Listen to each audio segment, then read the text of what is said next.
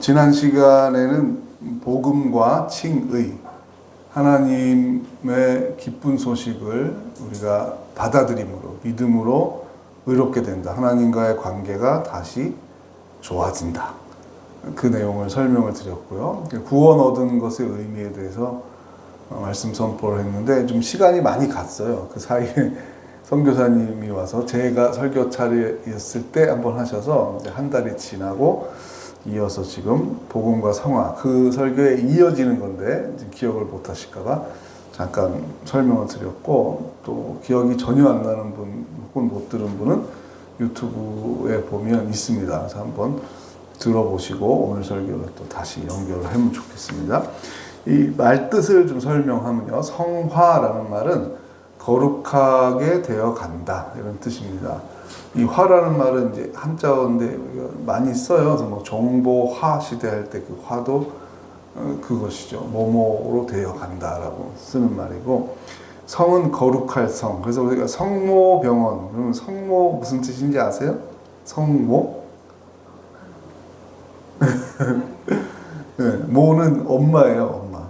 한자로 엄마라는 뜻이고, 성은 거룩하다는 뜻이에요. 이게 무슨 말이냐? 병원 이름이 거룩한 엄마 병원이에요.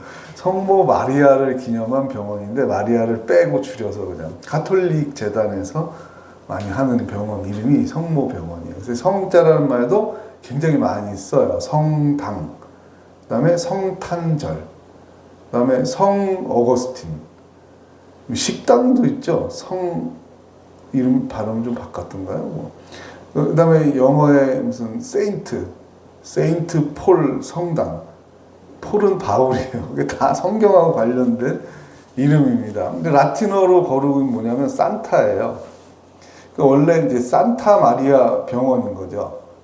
그런데 우리가 줄여서 그냥 성모 병원 그런 거죠. 그래서 우리가 이제 산타 할아버지라는 말을 많이 쓰는데 사실은 그건 잘못된 표현이에요.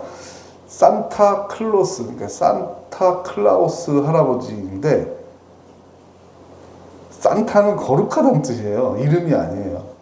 그 클로스 할아버지라 그래야죠. 다 붙여서 하든지 산타 클로스 할아버지라 그러든지 클로스 할아버지라 그래야 되는데 이상하게 긴 걸 떼어버린 거죠. 긴 걸 떠버려서 산타 할아버지가 된 거예요. 이거는 이름이 아니고 그냥 거룩한이라는 뜻이에요. 세인트. 성 할아버지 이렇게 된 거죠. 근데 왜 이분들 앞에 이게 성이 붙어 있느냐? 미국 도시에도 그 스페인, 그러니까 멕시코 땅이었던 데가 많으니까 스페인어를 쓰잖아요. 그래서 가톨릭은 성인들, 거룩한 일을 한 사람들, 거룩한 삶을 사람들을 기념하는 날짜들이 있어요. 그분의 삶을 추모하고 따라가자. 그래서 뭐 산호세, 샌프란시스코, 산타 마리아, 뭐 산 어쩌고 저쩌고, 이게 다 뭐예요? 거룩에 대한 얘기라는 거예요. 성화에 대한 얘기라는 거예요. 굉장히 많아요. 중남미와 유럽의 거의 절반은 다 이 성자라는 말이 들어가 있어요. 도시에. 그 사람을 기념한 도시인 거죠. 프란체스코 성자를 기념한 도시가 샌프란시스코인 거죠. 자, 말이 길어졌는데 다시 오늘 제가 설명드리려고 하는 거는 구원을 얻었어요. 이제 살다가 죽으면 천국에 가서 영원히 산다. 끝. 이렇게 가르치는 교회가 많고, 그렇게 복음을 이해하는 데가 많아서 사회적인 삶의 가치나 더불어 사는 거에 대한 가치에 대한 걸 잘 생각을 못했어요. 그래서 성숙한 제자도가 안 이루어지고 그냥 교회 와라, 교회 와서 믿고 죄사함 받고 천국 갑니다. 또 덧붙인 게 7, 80년대 부흥에 플러스 더 이게 우리나라도 성장하면서 문화도 성장하면서 교회도 폭발적으로 같이 성장했는데, 거긴 뭐냐면 교회 가면 좀 더 교양 있는 사람들이 많이 모여지고 또 병도 고치고 돈도 잘 벌게 되고 사업도 다 흥하고 자녀들은 좋은 대학에 간다. 이런 말이 퍼지면서 폭발적으로 교인들이 늘었어요. 근데 그것들이 하나님이 주신 복의 일부일 수는 있지만 복음, 구원의 내용의 결과의 전부는 아니에요. 그걸 등식으로 생각하면 안 되는 거죠. 구원받은 사람, 천국을 소망하고 사는 구원 얻은 사람도 교통사고 당할 수 있고 암에 걸릴 수 있고 사업하다 실패할 수 있고 열심히 기도하는 어머니의 아들도 대학에 떨어질 수 있고 그런 거예요. 그럼 그들의 삶은 하나님이 저주하고 끝난 건가? 그게 아니죠. 그 가운데서도 삶의 가치를 가지고 의로운 삶, 또 사랑하는 삶, 섬기는 삶을 사는 걸 가르치는 게 거룩의 내용이에요. 균형이 좀 안 맞았어요. 그 후유증으로 지금 교인은 처음에는 몇백 명, 10만 명, 20만 명 이렇게 우리 개신교가 성장을 했다가 지금은 정점을 찍었을 때는 1100 몇십만이거든요. 근데 더 사회적인 신뢰도는 많이 떨어졌어요. 이유가 뭐겠어요? 열심히 기도 안 한다. 예배를 잘 안 드려. 이거겠어요? 아니라는 거죠. 중요한 내용은 뭐예요? 저 사람들은 하나님의 사랑을 얘기하면서 왜 다른 사람들은 사랑 안 하지? 왜 이렇게 이기적이지? 왜 이렇게 심지어는 욕심이 많지? 이런 비난을 많이 받고 혹은 사회에 별로 관심이 없네. 그럼 교회만 커지면 되나? 이런 질문들 속에서 우리나라의 큰 어떤 사회적인 이슈라고 그러죠. 문제들이 발생했을 때마다 교회가 신뢰를 얻지 못하고 교회만의 세상으로 이렇게 폐쇄가 되는 그런 모습들을 보여줬어요. 이게 다 사실은 종교개혁 신앙을 잘못 가르친 거예요. 이미 성경과 특히 우리 개신교는 거룩한 삶이 지향하는 것, 사회에 적극적으로 참여해서 좋은 기여를 하는 거예요. 거룩이라는 말을 추상화시키면 안 돼요. 정말 안타까운 일이에요. 신학에서도 잘못하고 목회자들도 잘못하고 거룩을 추상화시키면 아주 성경은 거룩을 구체적으로 얘기하고 있습니다. 자, 레위기 19장. 오늘 여러분 자기 전에 레위기 19장을 한번 꼼꼼히 읽어보세요. 그럼 좀 심하게 말하면 우리 하나님은 다른 종교의 신보다 매우 조잡해요. 매우 디테일해요. 매우 일상적인 얘기를 해요. 엄청난 얘기 하지 않아요. 왜 그래요? 그게 생활에 중요하니까. 죽은 다음에 천국 가서 영원히 살아. 성경 메시지는 거기에 초점이 가 있지 않아요. 전부 모든 메시지는 여기에 초점이 가 있어요. 여기서 어떻게 살 것인가. 그게 거룩이에요. 레위기 19장 거룩을 본격적으로 설명하고 있는 책이고요. 신명기 6장도 구약성경의 핵심 중에 하나예요. 신명기 6장도 한번 읽어보시면 두 가지 얘기가 나오는데 하나님이 복을 주실 거야. 왜? 나를 경외하니까. 하나님 입장에서 말씀하는 거예요. 너 혼낼 거야. 심판할 거야. 왜? 내 말을 안 들으니까. 그러니까 하나님은 인격체예요. 그냥 어떤 삶의 원리로 이렇게 하면 복 받고 다 성공해. 아무 느낌과 감정과 생각이 없는 어떤 그런 삶의 원리를 말하는 게 아니라 우리처럼, 우리처럼이라고 하면 안 되죠.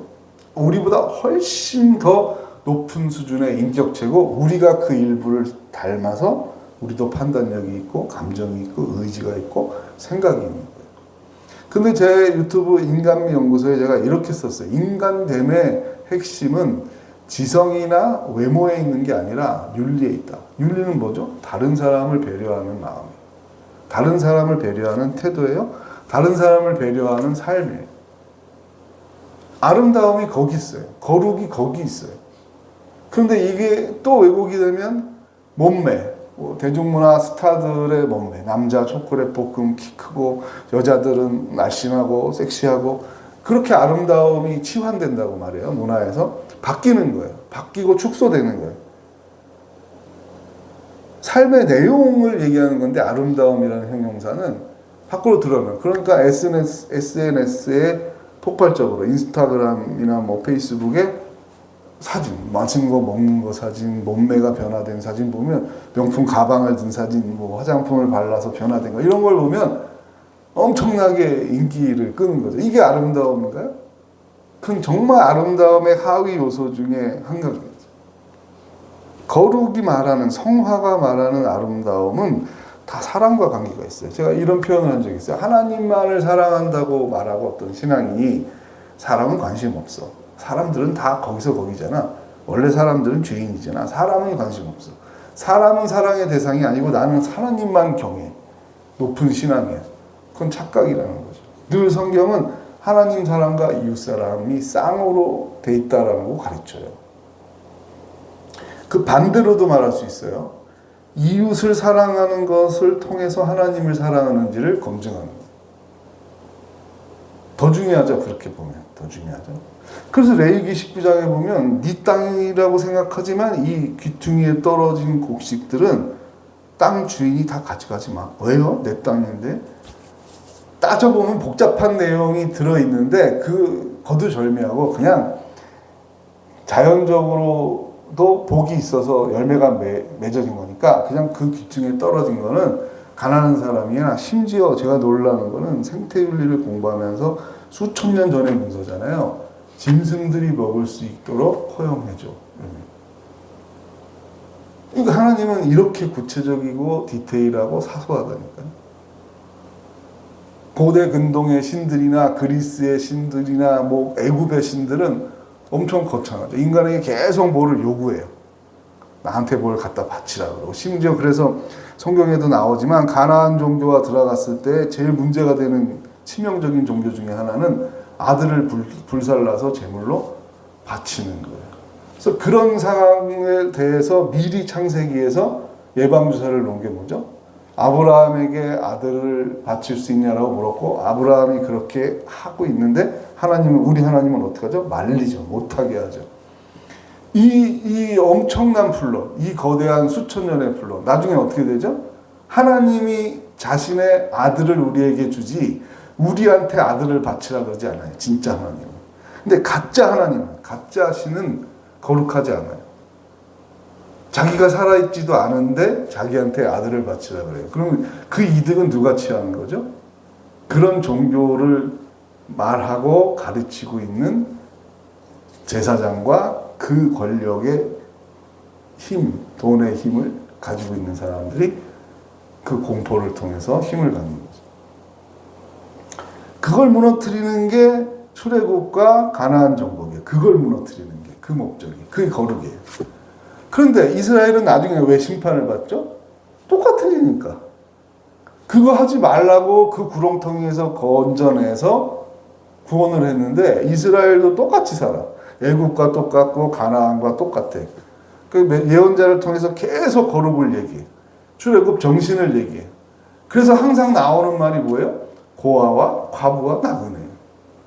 너희들 왜 군사력을 안 길렀니? 왜 공부를 안 해가지고 경제, 무역 같은 거 더 잘하지? 이런 내용이 없어요, 성경에. 계속 무슨 얘기가 나와요? 고아와 과부와 나그네를 학대하지 말라고. 근데 너희도 애굽 땅에서 노예였는데 왜 너희들은 그렇게 지금 노예를 학대하냐? 그들도 쉬게 해줘라. 그들도 먹게 해줘라. 내 기퉁에 떨어진 곡식 그 사람들이 가져가서 먹게 해줘라. 이게 거룩이에요. 그럼 그 스피릿, 그 정신을 가지고 우리가 우리 사회에서 시스템, 체계를 어떻게 만들면 더 이 말씀에 가깝고 구체적으로 우리 삶에서 또 큰 교회도 있고 작은 교회도 있고 우리 개인도 있잖아요. 영향을 줄 수 있는 거는 뭔가 그런 거에 대한 삶의 예시가 있어야 되는데 우리 설교 강단이 너무 스케일만 크고 다 엄청나요. 뭐 온 인류를 다 복음합시다. 그게 그리스도 뜻입니다. 그래서 저는 이게 굉장히 맞는 말이면서도 공허한 설교예요. 그래서 어떻게 해요? 1000년, 2000년, 3000년 걸리는 얘기를 계속 한 번에 선포하면은 그게 무슨 삶하고 연결. 엄청난 거룩한 메시지를 듣는데 삶에는 변화가 없어요. 정말 작은 것. 휴지 하나 줍는 것. 이웃사촌과 내가 화목하게 잘 지내는 것. 주차 문제로 층간소음으로 다툴 때 나는 좀 더 온유하게 대하는 것. 그런 삶의 구체적이고 사소하고 아주 조잡한 것들이 거룩의 모습이에요. 그 좋은 예화들을 많이 해야 돼요. 우리는 뭐 엘리야처럼 돼야 됩니다. 다니엘처럼 돼야 됩니다. 모세처럼 돼야 됩니다. 이런 설교도 너무 공허해요. 모두가 다 1등하고 모두가 다 지도자가 되고 대통령이 되고 세계의 통치자가 되는? 아니에요. 일상생활에서의 거룩을 얘기해요. 그게 성화예요. 종교개혁자들은 계속 그 얘기를 했어요.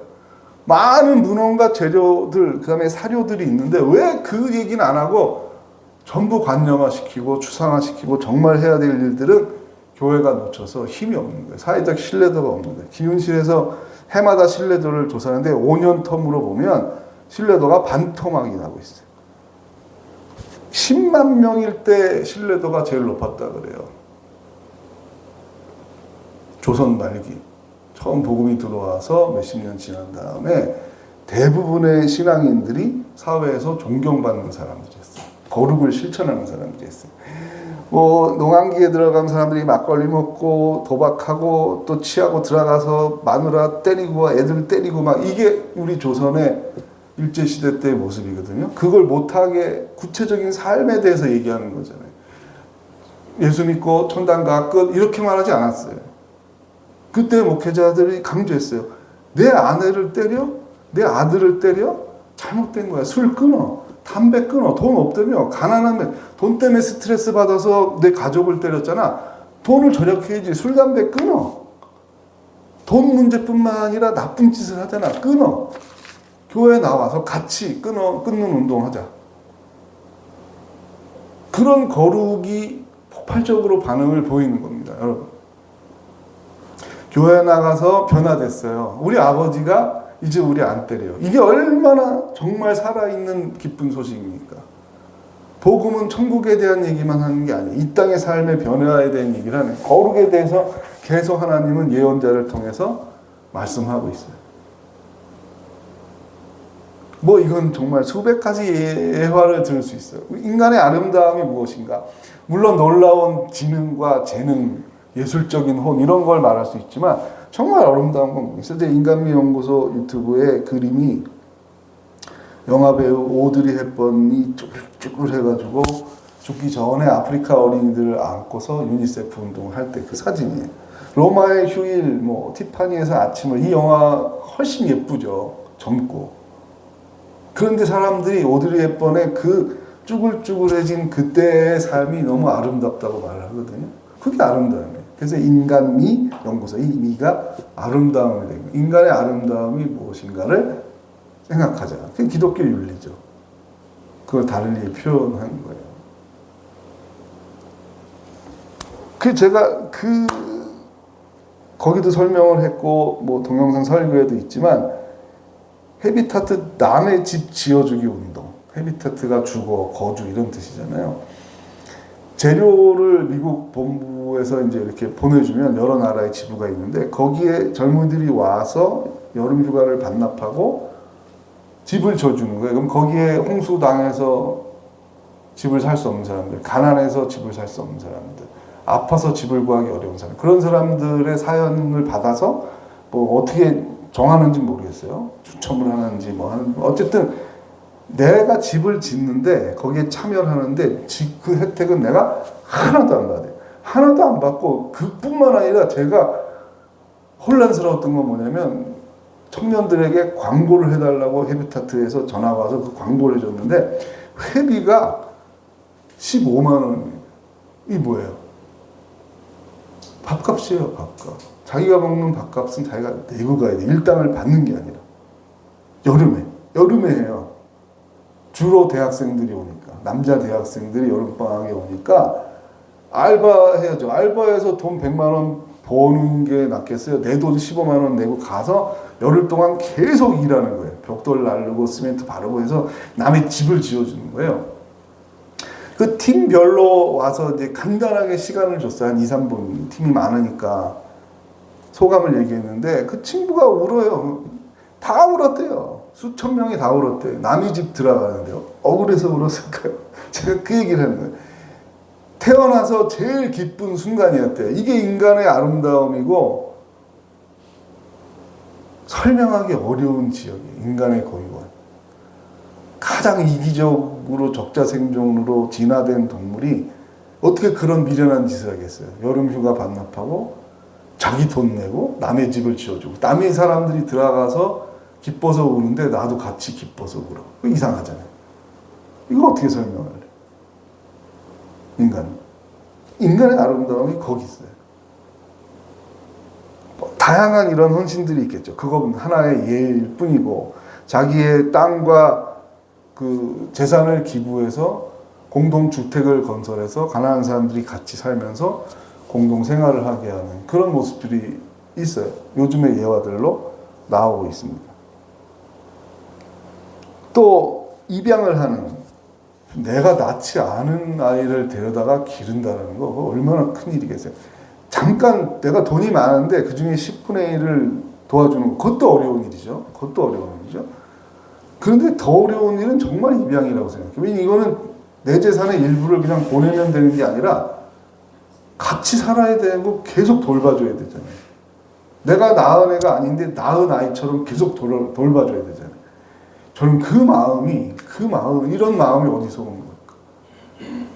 인간을 그냥 이기적인 동물이다 이렇게만 설명할 수 없는 지점이죠. 인간의 깊은 아름다움이 있는데 이것을 저는 하나님을 닮은 것이다. 하나님의 깊은 아름다운 성품을 닮은 것이다라고 말합니다.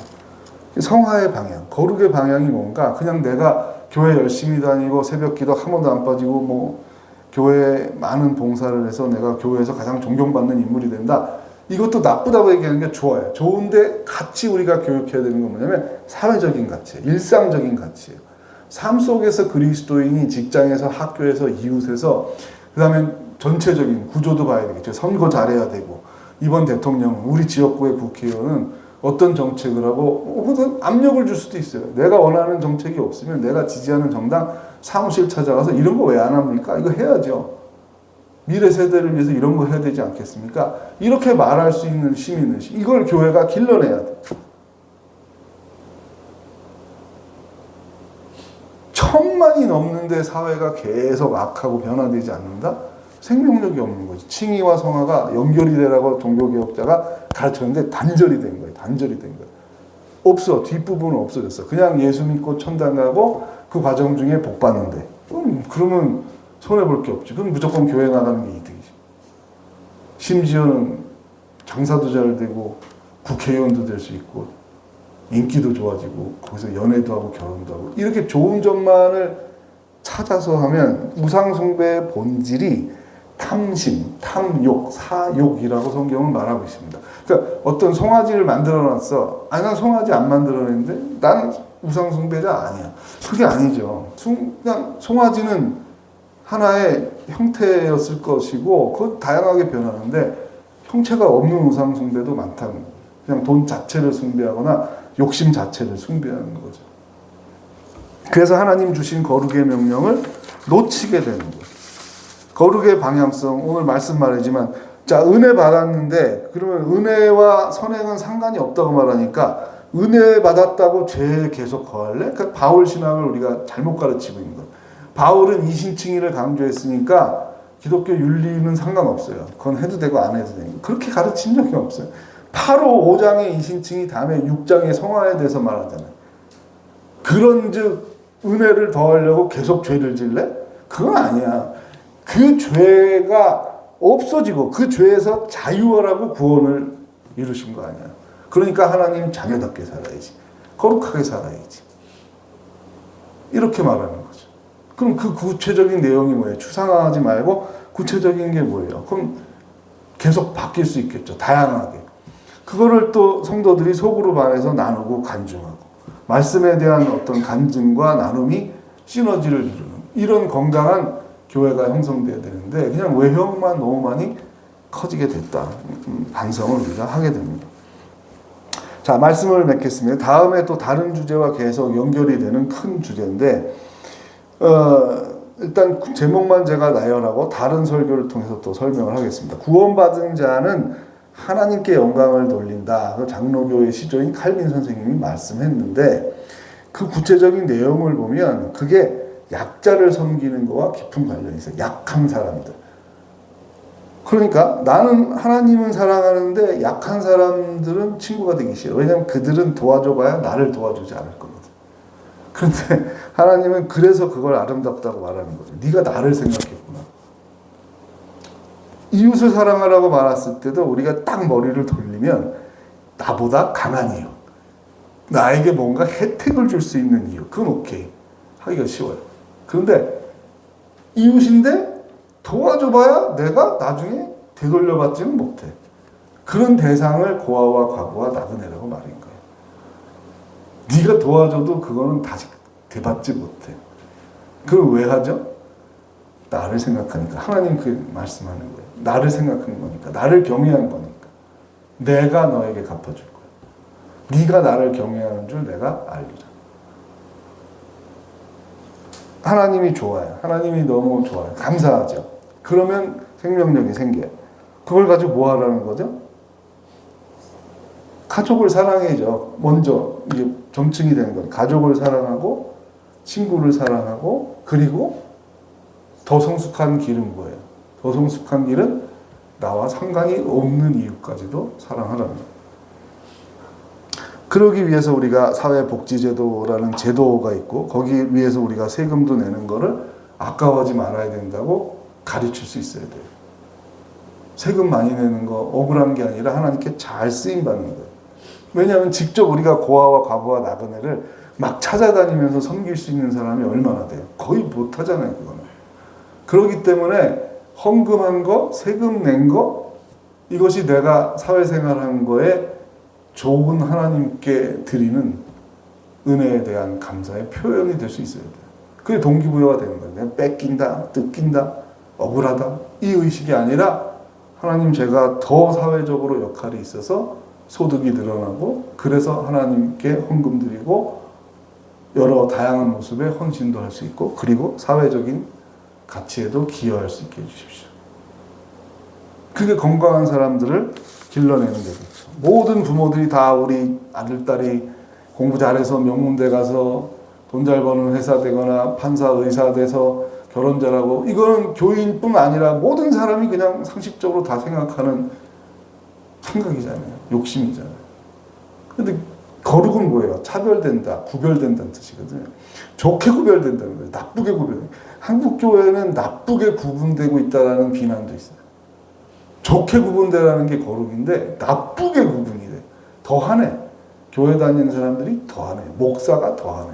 장로가 더하네. 이거는 거룩의 반대로 하나님의 이름을 먹칠하게 하는 거죠. 그건 정말 나쁜 삶이 되겠죠. 신명기 6장 하나님은 축복과 저주의 양쪽의 길에 대해서 나는 다 열려있다라고 말씀하고 있습니다. 그러나 나는 저주가 아니라 복을 주길 원한다라고 말씀하고 있습니다. 그게 부모의 마음이죠. 우리가 자녀를 야단칠 때 야단도 칠 수 있고 칭찬도 할 수 있는데 우리의 마음은 뭘 더 하고 싶죠? 칭찬 더 하고 싶죠. 그거예요. 그런데 야단을 칠 때가 있어요. 야단이 필요할 때가 있어요. 그게 인간됨을 만들어주기 때문이죠. 마찬가지예요. 하나님 입장에서도 왜 이렇게 사랑한다고 말씀하고 하나님을 믿는 사람에게도 고통을 주나, 재난을 주나, 경제적인 실패를 주나, 육체의 질병을 주나. 우리는 여기서 영원히 살지 않는다는 거. 아무리 권력과 돈이 있어도 여기서 천년만년 살 수 없다라는 걸 계속 기억하게 해주는 거예요. 그걸 기억하게 해줘도 우리는 천년만년 사는 사람처럼 살게 돼요. 나는 안 죽어. 여기서 불사신이야. 근데 신앙은 여기의 삶은 유한하다라고 계속 듣고 있어. 그런데 이중적이에요. 정신분열적이에요. 그런데 내 의식은 여기에서 천년만년 살아야 되니까 소유가 무한히 필요하죠. 베풀 수 있는 소유는 없게 되는 겁니다. 결핍이죠. 늘 불만과 결핍 속에서 사니까 안식을 할 수도 없고 다른 사람을 안식하게 할 수도 없는 악순환에 빠지게 됩니다. 하나님 우리에게 구원을 주셨습니다. 이거 엄청난 선물이라고 우리가 수백 번 설교를 듣습니다. 그러면 우리 마음에 뭐가 있어야 되죠? 은혜에 대한 감사. 그럼 무엇으로 나가야 된다고? 거룩한 길로 나아가야 됩니다.